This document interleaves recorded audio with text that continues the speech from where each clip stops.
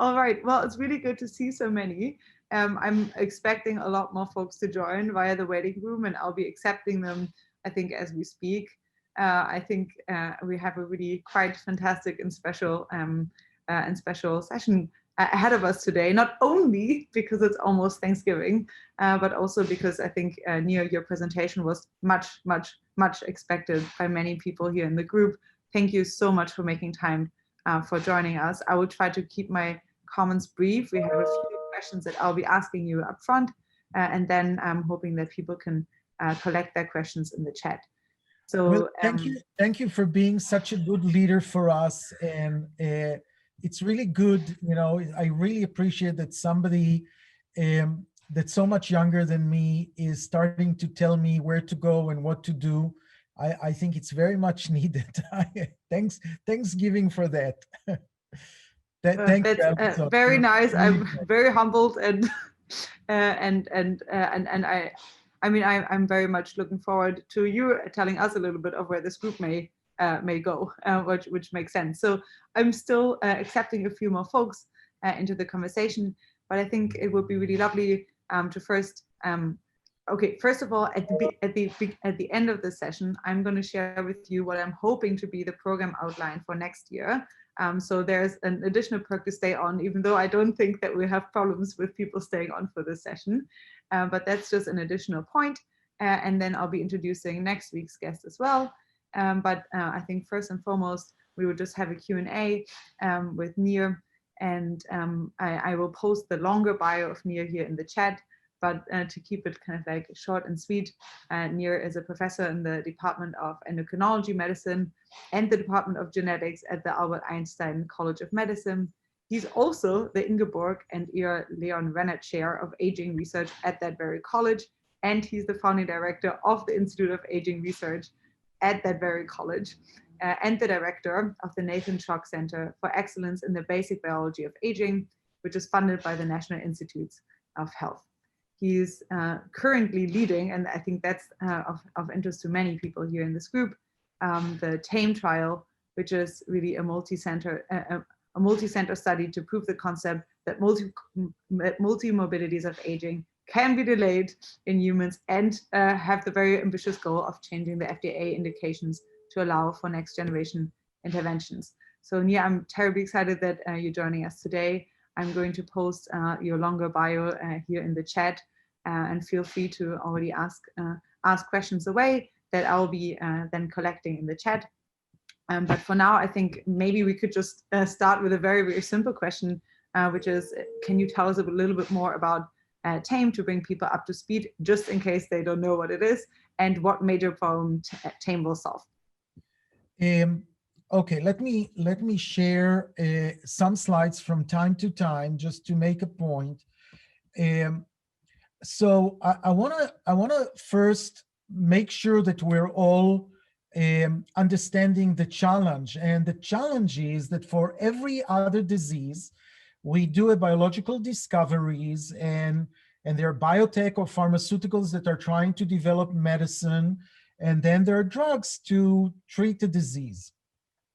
And by the way, it happens that those biotech or those pharmaceuticals are like, they want better drugs, other pathway, so they feed back into the biological discoveries, and that's how we have a symbiotic relationship in that. Where we got stuck is the fact that regulatory bodies around the world, certainly the FDA here, doesn't recognize aging as something that you can target. Now, if the FDA doesn't recognize a preventable condition, the healthcare providers don't really need to pay their clients, because, you know, they'll say this is not a disease. The FDA doesn't recognize it. Why would we give money? And second, if that's happened, the pharmaceuticals are not going to jump on and get those resources from the biotechs and develop better drugs, combination of drugs and other things in order to accelerate how we treat aging. So this is really how, this is really what happened. that led us to design TAME. How do we design a study that if it's successful, the FDA will recognize that aging is something that you can be targeted. And just, that's another discussion, but one of the things we found, and we went to the Senate and to the Congress because we thought maybe we have to change the law because the FDA has diseases that it targets. Do we need to call aging a disease? And we found out that we don't need to call aging a disease, okay? And I'll tell you what I mean later. So, Alison, the question for me, let me stop sharing. The question for me is, we went to the FDA and we sat with them, and it was documented. It was documented in a Ron Howard film, The Age of Aging. If you didn't see it, it's the best movie about aging, okay? And I think it'll take years to get a producer like Ron Howard to do it again. But Alison, if you permit me, I'll give a 3 minutes or 4 minute clip of us going to the FDA and the interview with Bob Temple, who said, bring it off, okay? Is it okay? Please go ahead, I'd love to see it. Okay, if it's, because I think people are saying, you know, the FDA does approve, does not approve. Let me just show it on record here. Related to aging, because we think metformin is the first one, but there are see? Others that could be better than metformin, and we want to make sure that that's the template. We have that hypothesis that metformin is one of those rare opportunities where it might act in a general fashion. It's an attractive hypothesis. The trial is required to see if it's true. It started with a conceptual innovation that aging can be modified. Then years of work by a growing number of scientists in labs around the world and years of convincing people of their ideas. Maybe this is what a breakthrough looks like.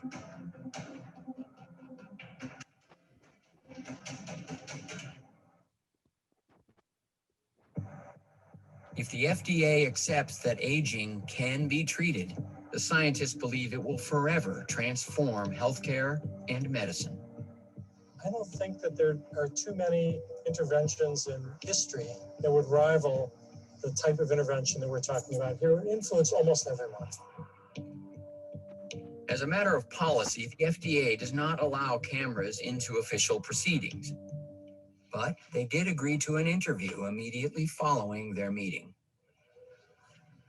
We have lots of experience with claims to decrease the rate of heart attacks, to decrease the degree of dementia, drugs that prevent strokes, drugs that treat your diabetes. We have lots of experience with all that.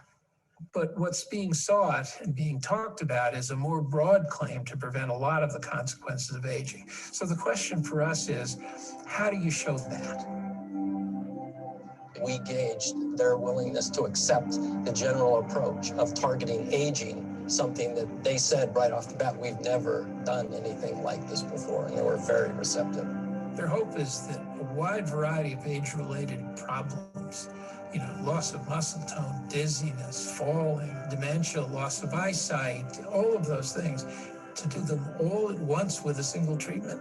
That might make a convincing case that you're doing something beyond just treating the disease. That would be something never done before.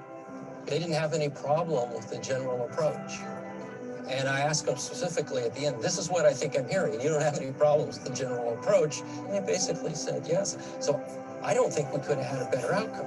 If you really are doing something to alter aging, the population of interest is everybody. It surely would be revolutionary if they can bring it off. There's no doubt about it.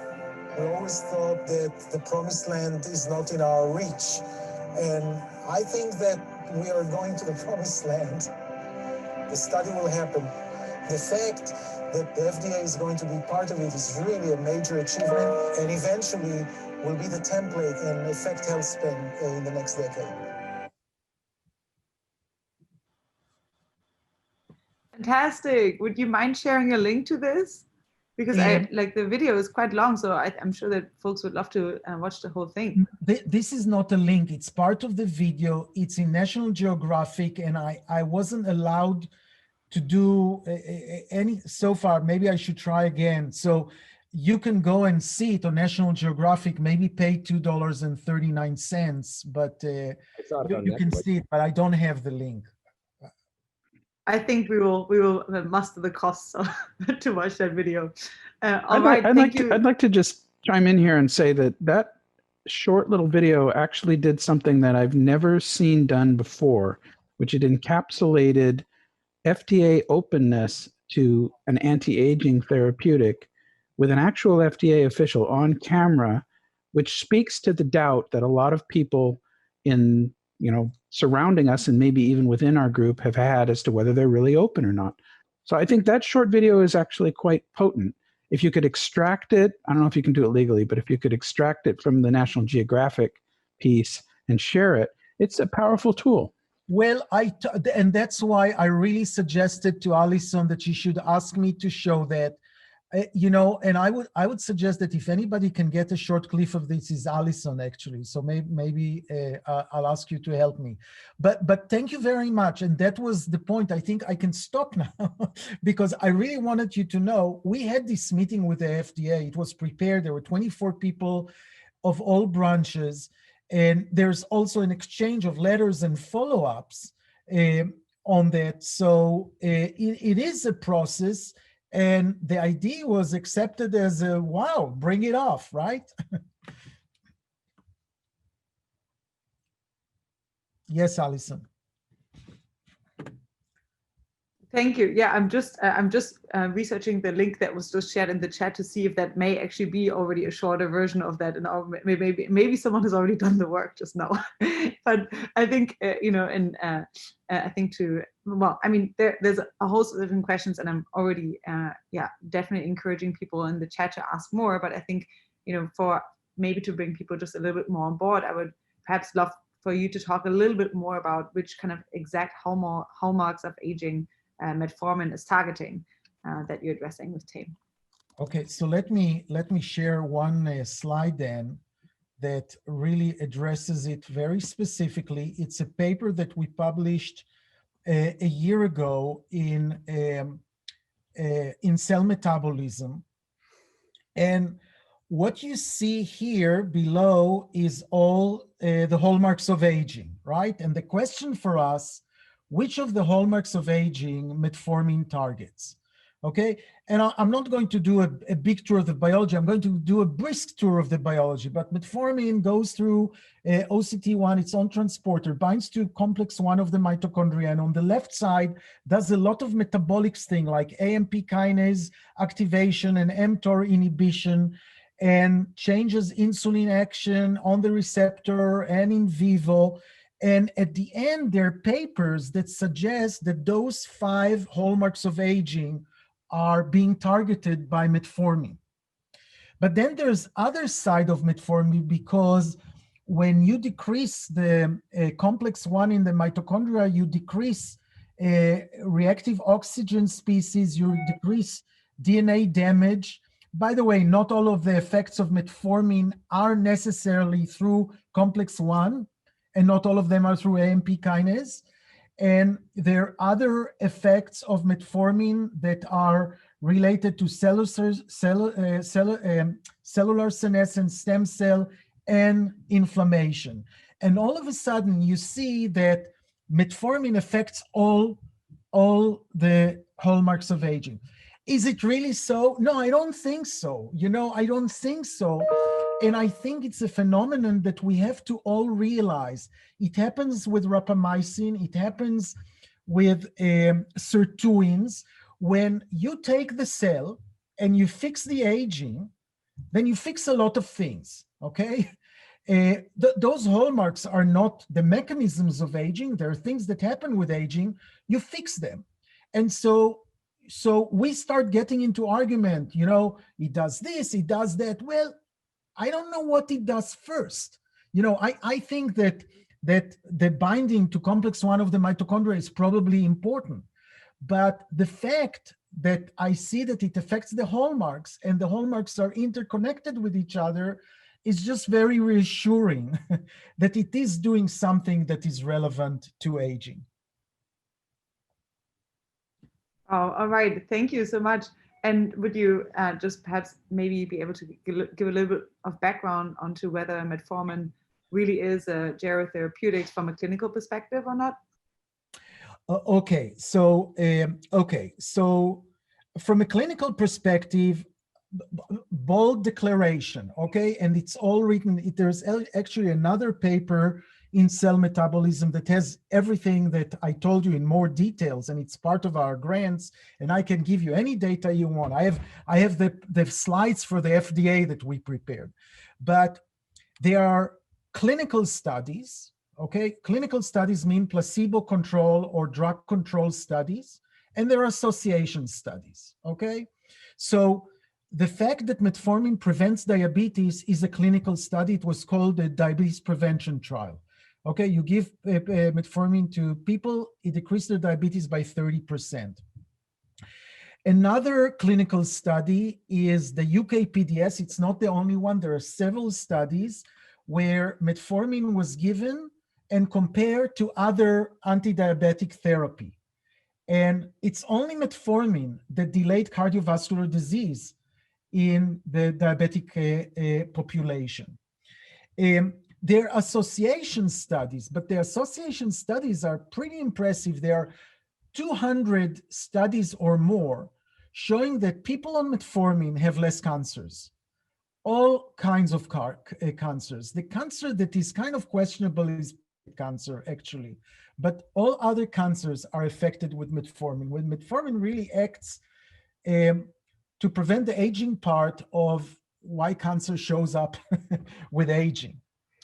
There an association study with Alzheimer's, and Alzheimer's is the only thing where there's association studies that shows that it increase Alzheimer, but those are really, really bad studies.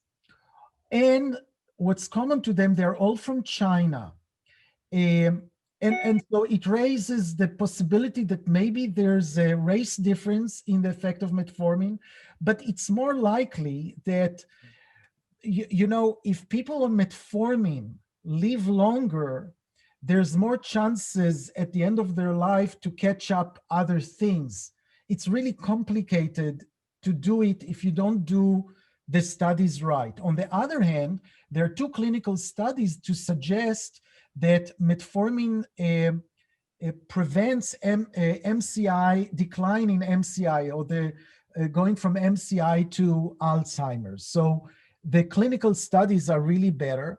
And I think the best study, really the best study that came in the best time is, just a minute, I cannot, for some reason, I cannot go on now.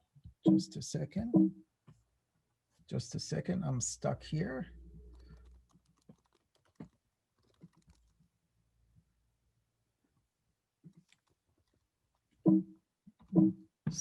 Oh, here.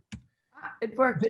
Yeah, this study from the UK went here at time 0 into pharmacies across the UK and looked at people with diabetes and without diabetes. Actually, it looked at people with diabetes that got either metformin or sulfonylurea, which is another drug, and matched them to people without diabetes, but they were treated in the same pharmacy by the same doctors, you know, a lot of commonality there. And by the way, there are 180,000 people in this study, but what they looked at is survival. Okay, so in 5 years, more than 25% of the people with diabetes have died, which is kind of what expected in the age range that they were looking on. And this is control. In control, it's only 10% in red. But the people with metformin had actually less mortality, and it was significantly less mortality, at 18% less mortality.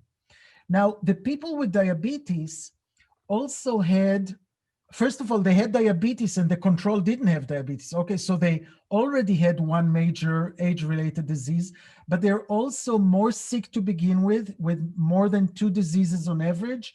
And also they were more obese, and yet they lived longer. So when you look at everything I said with cardiovascular, diabetes, cancer, mortality, you see that there's a cluster of things that was proven in humans, and that was the base of what we were going to do. Lovely, thank you. And is there a particular relevance to COVID? Yes, there are 8 studies around the world, and this is an effort to look at 5 of them, but there are 8 studies: China, Korea, Spain, Italy, United States, that showed that people on metformin had less hospitalization and had less mortality than people without metformin. So there's a clear signal that comes out with people like that. I'm just concluded the study at Einstein. We had in the Bronx, we had a huge COVID strike. Our first strike was amazing. And people with diabetes had 2-fold more chances of dying. People on insulin had 2.5 more chances of dying. People on sulfonylurea had almost 2-fold chances of dying, but people with metformin had no increase chances of dying compared to other people without diabetes. So we haven't published that yet, but I see that more papers will come. There's definitely anyone who analyzed metformin see that it had a protective effect. Hey, by the way, isn't this, to just go back for 1 sec, if you don't mind, Nir, to that slide. This, unlike so many slides like this that I've seen, this has a logarithmic scale on the bottom axis. So those are really big differences, aren't they? Well, that's how when you do those risk ratios, you usually do the scale. It's like that. It's a logarithmic scale. So 1 is no chance, and here it's, I think in this it's 35% decrease for that. But yeah, it's not always logarithmic. You're right. Fantastic. Wow. All right. Thank you. If you don't mind, once the paper is out, when you publish it, I would love to share it with you. I know it's not my paper. It's a paper that I reviewed, yes. And it might be out. I didn't check recently, but I'm writing another paper with 8 studies, so that when that sits out, or maybe 9 studies, we'll see. All right, lovely. I'm gonna try to research and share. Okay, great, thank you. And could you perhaps, to move into the Q&A, maybe discuss just again the general endpoints of TAME? So the TAME, the way it is now, we originally had another secondary aim that we took away because of budget stuff. But this is the study. The study is taking people 65 to 80, between 65 and 80. And what those people should have, we don't want people who will become centenarians, okay? We want people that in the next 5 years have chances of getting a disease. So either they should walk slower because that's a risk factor for diseases, or if they already had a disease, not in the last year, already had one age-related disease, so the chances of getting another age-related disease is increased. In fact, let me go to another slide. Let me go to this slide because I think it's so revealing. Aging here is so incredible because we ask this question: if you have a major cognitive deficit, what's your chances in the next years to have either cardiovascular disease, cancer, or death? So look at men, it's about 10, okay? 10 per 100 person per year. Okay, so now we ask it differently. If you have cancer, if you had cancer, what's your chances of having the other diseases, right? Cardiovascular, cognitive deficit, or death? And the answer is the same. It's about 10. Okay, so but if you had cardiovascular disease, what's your chance of having the other disease? It's the same. And it's the same for men and for women. And therefore, what we're saying here is, who cares what disease? If aging drives all those diseases, we are agnostic to the disease, because if you have one disease, you'll get the other. If you age fast, you'll get the other faster, okay? And metformin will take those, whatever disease you're going to go next, is going to push it away, because we have data that suggests that. Okay, so I'm just making sure that you understand why in this we're agnostic. And we take those people, and we need about 3,000 of them, and we do a double-blind placebo control, metformin 1,500 milligrams versus placebo. Placebo is the most expensive part of this intervention. And our clinical FDA outcome is the time to the incidence of any major age-related diseases. And the diseases are cardiovascular, cancer, dementia, or death. And you get 1 point for everyone. It doesn't matter what you get first or second, or if you get any other in addition. It's whatever you get. We are saying metformin will push the time until your next disease. Okay, and this cluster we call aging. Okay, so it's the cluster of diseases that defines aging. You don't have to call aging disease in order to show that you prevent it by looking here. Then we have a second part, and that's what we'll talk about next, which is the biological. We have an NIH grant to look at the biomarkers and to see which biomarkers are changing through this treatment. Yeah, which are the initial ones that you'll test? By the way, which others? This is our statistical stuff. Sorry? Which are the biomarkers that TAME will test initially, and are there any others you have in mind? I know that that's like a number one point of interest for this group. Yeah, absolutely. So look, we went, this is Jamie Justice. She's in the executive committee on TAME. She led this study. And in preparation for TAME, we basically did, or I should say, she did a huge job. And basically what she took the 258 candidate biomarkers that people claimed they're showing something that's related to aging. And she tried to rank those biomarkers by several ways. You know, is it reflective of biology of aging? Is it robust across populations? Is it consistent with the functional endpoints that we're looking at TAME? And is there any evidence that they'll respond to treatment? Okay, because it is possible that we have a great biomarker to tell our biological age, but it's not going to change with treatment.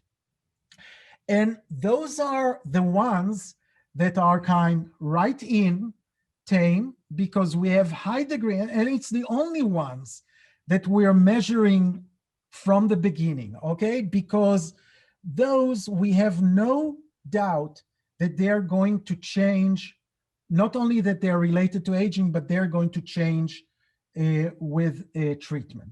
Okay, so it's the IL-6 TNF receptor, the GDF15 cysteine, the NT-proBNP, and hemoglobin A1C.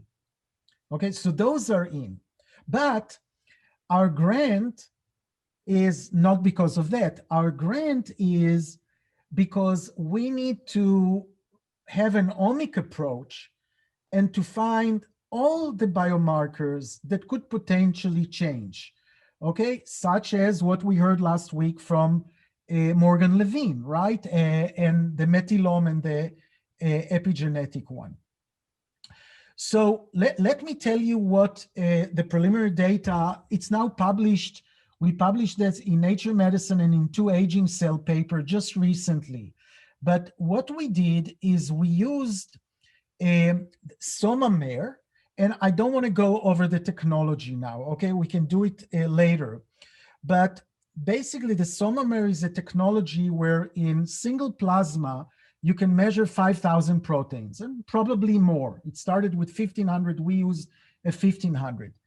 And we took subjects between the age 65 and 90, 65 and 95, 1,000 subjects, and we measure 5,000 proteins, okay? 5,000 proteins times 1,000, okay? So what are the results of that? So what you see here is volcano plot. I think we saw it before. I'll just be brief. You're putting this data into this lava mountain, and it spits out the hot lava stones, right? So the highest it goes, the more is the significance. And the significance here is 10 to the minus 80, okay? It's like huge because we have so many samples. And how far, and some of them are going down and some of them are going up, mostly are going up. And the N-terminal proBNP, which already I mentioned before, is one of the biomarkers for TAME, has the largest effect. It goes at 10 to the minus 40, but its effect size is really very high, okay? So the question here, what are we looking at? Are we looking at mechanisms of aging? Are we looking, maybe they are protective proteins, right? For example, PTN and MIC15, which is GDF15, that is one of the TAME, okay? If you do transgenic animals, they live healthier and longer. So I think those 2 proteins, the fact that are going up, are trying to protect us, okay? But the interesting thing in those biomarkers is you do proteomic, you do pathway analysis, and there are many ways to do that. And it's interesting that the first one that comes out, and it comes in the genetics and proteomic and epigenetics and everywhere, is the insulin IGF signaling pathway, okay? Those are always prominent because they're such part of our aging. But the interesting things for me, I thought they're terrible initially, but the interesting things for me are those one in red that are all breakdowns. They are breakdowns protein, okay? They come from extracellular matrix. They are degradation of the extracellular matrix. They are platelet degranulation, collagen degradation, neutrophil deregulation, collagen modifying. And initially I thought, it doesn't help me much. But then I thought, no matter how we treat aging, we have to prevent the breakdown. Doesn't matter what's the mechanism. This is the end point. And that's why we're so excited about them, because we think that they'll probably change more rapidly with treatment than methylation, okay? Still to be proven for both methylation and this, but proteomic is less stable than a proteomic. Now, I didn't tell you the whole story, but in those 1,000 people, 500 with them are from regular aging people, but 500 are children of centenarians. And we've showed that children of centenarians are incredibly more healthy than age-matched control. And you can see it here. I don't know if you can see it, but you see that here, those are the offspring of parents with usual survival. And it's very red here, and it's very pink here. And really, only here 585 proteins were significant in our control, but only 235 were significant in the offspring of centenarians. Now, their aging is delayed. They'll catch up, but they'll catch up years later, okay? But we think we depict a lot of the a lot of the aging in this proteomic. And this is another way to look at it. Those are the offspring of centenarians, okay? And they have 206 proteins that are common to our control population. But they also have 29 proteins that only they have. So they are likely to be protective proteins, and some of them are. Some of them we know are protective protein. So you can see that this proteome is really an interesting omics that come and is going to really be very helpful to the biomarkers. And this is even without showing you our metabolomic response that is also very specific to aging and to longevity. Okay, fantastic. Thank you so much. I'm seeing a lot of questions already logged here. You mentioned the film. That was the film that you showed at the beginning of this, correct? Who? You mentioned that there was a movie, but that was the movie in our previous conversation. You mentioned there was also an additional movie that you may want to show. No, but no, was the film that we showed at the beginning of the. Okay, just making sure I'm not missing more movies because that was really fantastic. All right, so now I really just want to jump into the questions that have been collecting here. I think really like queuing up. Thank you so much for this presentation. I know that a few of the things are unpublished on the slide, but if you can share the slide deck, I think it would be tremendously useful for the group. Thank you very much. Okay, lovely. I'm moving into the questions now. And I think we have first one, Tom Khalil. Yeah, I had two questions. The first question was the status of the TAME trial, that is, whether you have the funding that is needed to launch the trial. That's the first question. And then the second question, with respect to actions that both government agencies could take and private funders could take. So on the government side, I'm talking about FDA, NIH, and FNIH, which, as you know, is easier than the NIH in terms of public-private partnerships, or private philanthropy. What do you think the actions are that they could take that would have the biggest impact, both with respect to the TAME trial, but the sort of broader field of geroscience? So first of all, Tom, I'm so appreciative of your efforts and your guidance here. And we've discussed that those questions before. I really appreciate where you are here. So let me tell you where TAME is. So first of all, we feel lucky that we didn't start TAME a year ago because it would be a disaster now, okay?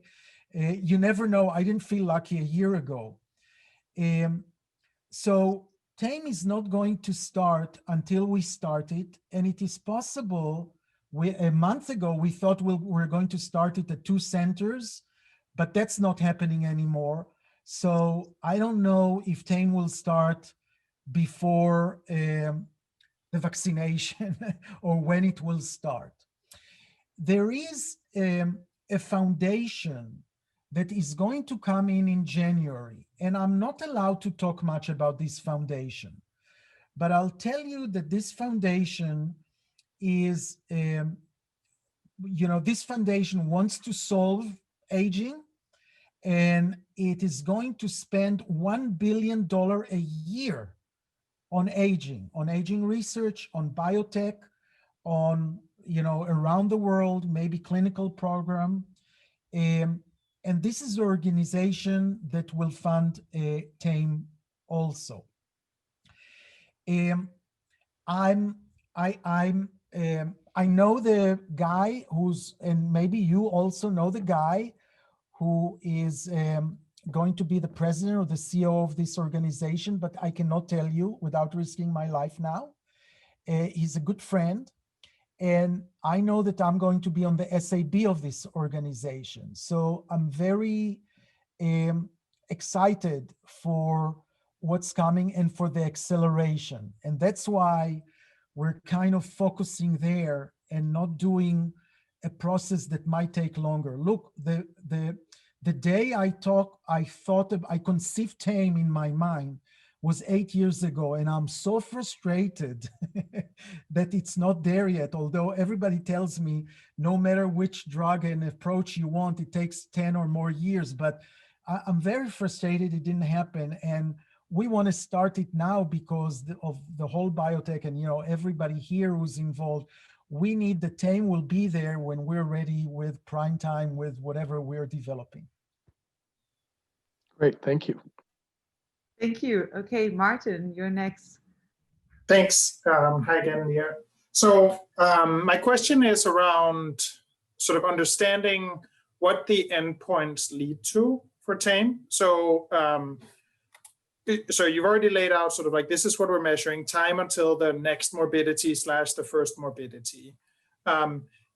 So part one of the question is the philosophy there that you think the epidemiological data is strong enough that there will be an effect, and we are just trying to show that there is an effect on multiple diseases, therefore it's a general geroprotector? Or is it more that we don't really know what might be affected, so we're going to put like 8 things in there, and then we think that it'll affect at least one, and it might depend on the person and so forth. Mm-hmm. And then the other half of the question is, what is next? So let's say that we have metformin is shown to delay the onset of one or more diseases. How does that trigger every big pharma and biotech VC now wants to get into aging? Great questions. So first of all, I know that I did it in one slide, but every endpoint that we were looking for had clinical studies or significant association studies done in humans already, okay? It just wasn't done together, and it wasn't done in people who are 65 to 95, although a lot of the studies, including the DPP, had older people, okay? They included older people, but it didn't take those kind of people. And our challenge was not the statistical significance. It's actually kind of interesting. Our challenge was we didn't want too many people in the study that, let's say, after 3 years, we show that metformin prevented cardiovascular disease significantly. And the FDA will say, stop the study, we cannot go on, you know, everybody else should be on metformin to prevent cardiovascular disease. And we'll never be able to show the cluster of diseases, right? Our primary aim, our primary outcome is not going to be achieved. So we had to design a study where there's a lot of events for 3,000 people, but that we are not going to get stuck with a statistical significance of one disease, because we're after the cluster, and that's how we calculated it. Thank you. Oh, so what happens next, right? So like, let's say that you show that it benefits all the cluster. How does that make company X, what are they developing now? Super metformin or? No. You know, from a pure greed perspective, which is important to tap into. No, in my opinion. Look, but you know, what do we do with rapamycin? What do we do with other drugs? One of the importance of TAME is we are here repurposing a drug, right? And if this is going to be successful, that's the template. If you're a drug company and you want to show that your drug significantly delays aging, okay, you know what to do. And by the way, this is much cheaper than most phase 3 trials, because we need only 3,000 people because there are so many events that we're looking at, right? If you had only diabetes as an event, then you'll need 12,000 people to get diabetes. But because we don't care which disease, we're talking about your next disease, we need much less people. So it's going to be a cost saving to actually target aging than any specific disease like hypertension, cholesterol, all the other things that that pharmaceuticals are developing. Is that sufficient, Thanks. Martin? Yeah, I mean, we could talk about this for the rest of the call, but Yeah, of course. All right, thank you. Okay, Creon, you're up next. Yeah, hello again, Nir. Wonderful to hear more about this. Never tiresome. I have a couple questions. Let's say to order them up, obviously from the chart you showed and other people showed, metformin apparently has a lot of mechanisms of action and modulates a lot of pathways, not just downstream of one, but there's a bunch of parallel modulations going on. Is that the current thinking? Right, that one of the things, targets really an aging process and fixes a lot of the others. So we don't know which is, we in this paper I develop which I think is primary and which is secondary, but it doesn't have to be right. Okay, well, I'll definitely read that. I was starting to before the talk, but let me ask you two questions about the pathways. One is metformin is often spoken of as a caloric restriction mimetic. But when looking deeper, it seems to possibly, if I understand its actions, be either a protein restriction mimetic or even a branched chain amino acid restriction mimetic in particular. Do you have any comments on that? Do you think that's important for what you're involved with? And do you think it's actually modulating just the sensitivity to branched chain amino acids rather than calories in general? And what do you think about that whole debate? Well, Aubrey has a better view about that, and which I kind of agree that it goes to the caloric mimetic kind of things, not necessarily at the same, with exactly the same results, and I don't know. It doesn't really matter for me as much as I mean. It's going so many things that you can pick whatever you want there. I don't really have a view. It was very confusing to start seeing everything that metformin is doing and try to make a sense of it. So I don't know, but it's okay, kind so of. one more follow-up along that line though.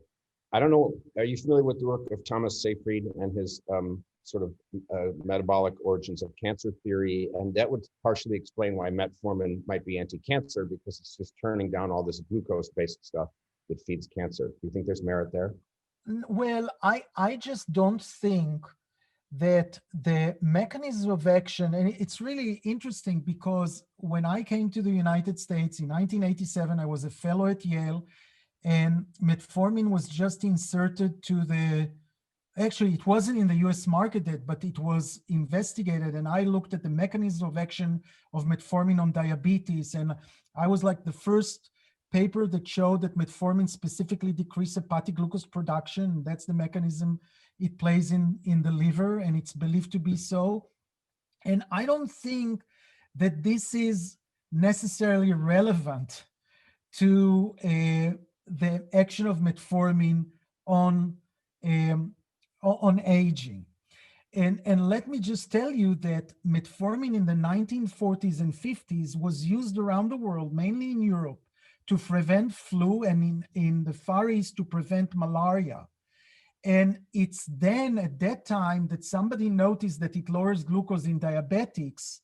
And then all of a sudden everybody said, hey, it's an anti-diabetic drug. So it's antiviral and an anti-parasitic as well, jack of all trades. One last one. Well, no, two last ones. I'll ask them together. First one is— No, one. Ask one more. We have a very long list. I need to be out at 3 o'clock because I have a board member of my biotech. All right. Last one. Metformin inhibits, acts on IGF-1, and metformin is thought to be an anti-aging drug by many. Human growth hormone acts oppositely on IGF-1 and is thought to be an anti-aging treatment by Greg Fahey, among others. How do you square that? Well, I don't square that. I don't need to square that. The data is out there. Let me tell you what we brought to the data. I have 750 centenarians, okay, that I'm doing whole exome sequencing and genotyping and other things, measuring their IGF. 60% of our centenarians have functional mutation in the growth hormone IGF signaling pathway. Okay, so those guys, their extended health span is consistent with low growth hormone action or low IGF action, okay? Which really means that if you give growth hormone, you can claim whatever you want, but it's not in the heads of aging. Yes, growth hormone for young people will increase their muscle. For old people, it'll look like it increased their muscle, although it doesn't increase their function, because one of the things that metformin does, it melts subcutaneous fat. That's why people like what they have. Their face becomes thinner and their muscle seems that they are bigger, but it really is not an important drug in aging. It can be important only in certain cases where you need to be anabolic. If there's an injury, okay, maybe even if there's stroke, if you get a growth hormone there, it could be of action, but not for aging. It's the opposite of aging. For aging, you need low growth hormone action. All right, thank you. And now we have Aubrey, which I think ties into the comments that you made earlier. Yeah, a little bit. Actually, since Nir only has 8 minutes left, I'm going to slightly change what I wanted to say, because Keith has asked a couple of questions which are really, better statements of what I was going to say. First of all, yes, absolutely. As Nir said, I think metformin is broadly working as a calorie restriction mimetic, but of course, every calorie restriction mimetic has a segmental profile in terms of which aspects it mimics and which ones it doesn't. The first thing that Keith asked, which was what I was going to ask originally, but he said it better, is in terms of the component endpoints that are being looked at for the TAME trial, death obviously is a singular event, so it's binary, either it happens or it doesn't. But the other events could, in principle, be defined quantitatively in terms of the severity of cardiovascular disease or the severity of cognitive decline or whatever. And Keith mentioned gait speed is, of course, the same deal, and that's being used as one of the entry point criteria. So I'm wondering whether you've looked at the possibility of a quantitative design of the endpoint. Yeah. And the other... Go ahead. Well, go ahead, Nir. The answer is yes, we looked. So look, the first ones are only time. This is all calculated as time to the next single event, whether it's cardiovascular or death or whatever. So this is a structure that's needed for a composite outcome, and we did it according to other studies that composite outcome. Of course, most of the composite outcomes are in the same field. If it's cardiovascular, it's heart attacks, strokes, CHF, things like that. This is a different composite kind of things. But for the qualitative outcomes, we had another thing that I took out now. I took out now because we're not asking for money for that. But those are all the things that are related to function, such as walking speed, such as hearing and seeing and ADL and hospitalization and all the other things. And the reason we took them out now has to head with budget for now, but also because we are powered in a way that we don't need to do it from the beginning to end in the groups of metformin and placebo. We can do it all in the last year of the study, right? When we accumulate the data, we have enough power to see this. But so it's kind of technical answer to you, and I didn't show you yet, but we have everything else that you want to see. Great. And the other question, which is also echoed by Keith, the interaction between the TAME trial and its progress or lack of progress and the pandemic, whether the pandemic may be helping you in terms of the political side, in terms of being persuasive to get people involved, whether that was influential in getting this new foundation involved. How is it working? You said that it would have been a nightmare if you started a year ago. But now that people are looking beyond and asking the question, you know, how do we avoid the next pandemic? How does the health of the elderly relate to that? You know, what are you finding? Well, is Tom Khalil still on?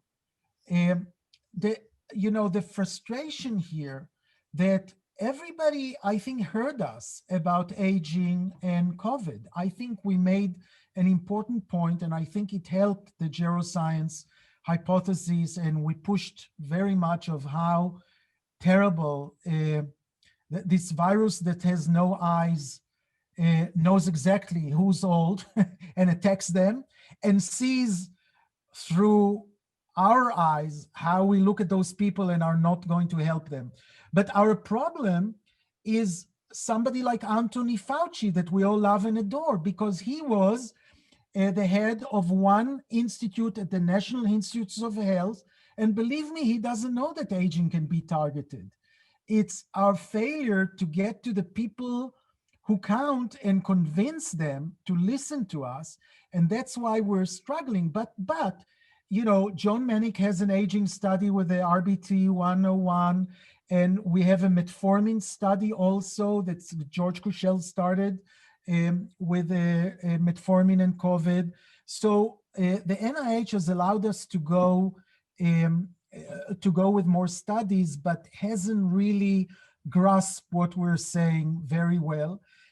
But we'll always use it as an opportunity and reminder that next time we have to be better prepared.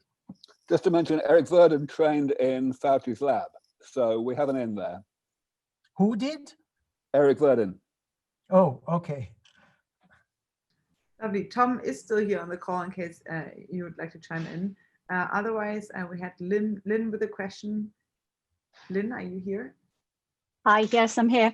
Hi, Nir. Lovely to see you yet again. Another brilliant talk. One thing that I'm slightly concerned about is you mentioned that Chinese population and the mild cognitive decline stuff may indicate that there might be genetic differences. Have you considered that there might also be diet, lifestyle, BMI differences? And in particular, you're giving a fixed dose to everybody in your study group, is that correct?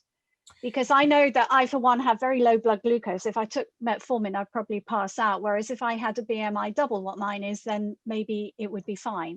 So how are you tackling this issue of heterogeneity within your target population? Oh, okay, that's very important point. So first of all, I want all of you to know that metformin is not an anti-hypoglycemic agent. It's not. And by the way, I'm a diabetologist, okay? It's not. The only thing it's doing, it will lower your insulin, okay? Your glucose is not going to be low. Your insulin levels are going to be low, okay? So there are plenty of people by now, plenty of non-diabetic people that are getting insulin. They don't get hypoglycemia. You're unlikely to get hypoglycemia. It doesn't matter that people don't have side effects if they take insulin. You know, 3% of the people will not tolerate insulin for metformin for a variety of reasons. So I really don't want to confuse people who think that only with a certain BMI they have metformin. The reason we chose the dose, and it was this discussion when some thought we shouldn't give 1,500 milligrams, you know, they're older, let's give them less. And some who said, are you kidding? If we want aging, we should give them more, okay? And we pretty much decided we'll give whatever they gave in the studies that led to our preliminary data, okay? And maybe we'll discover, you know, by other methods with time, the dose effects. I also want to say another thing. This study is not going to answer us, when should you be on metformin, okay? We do 65 to 80 because we are going to have lots of events. But I would bet, you know, the diabetes prevention trial was on people who are 50 years old and got a 30% effect. So it's not going to answer that. And it's certainly not going to, the heterogeneity is going to be there. But the preliminary data with this dose in people like that suggests that we're going to have a major effect. And we are powered for much less effect than we are hoping for, that we think we'll get. Okay. Oh, you made it just. Oh, sorry, Lynn. I didn't want to cut you off, but I think Nir has to hop off now. We would hate to get you from to prevent you from going to your board meeting. Is that correct? You have to hop off. Right, because my board meeting will have a drug that when TAME is done, will go to a phase 3 trial on the template. Oh man, I will definitely. Thank you very much. I love you back. Thank you, thank you. I love this group, and Ellison, I think I have some ways of how to move things to you. Thank you so much, guys, and I'm ready for other questions. You can email me if you need to. All right, there are still a lot. Thank you, Nir. Thank you from all of us. Thanks for joining, and have a great board meeting.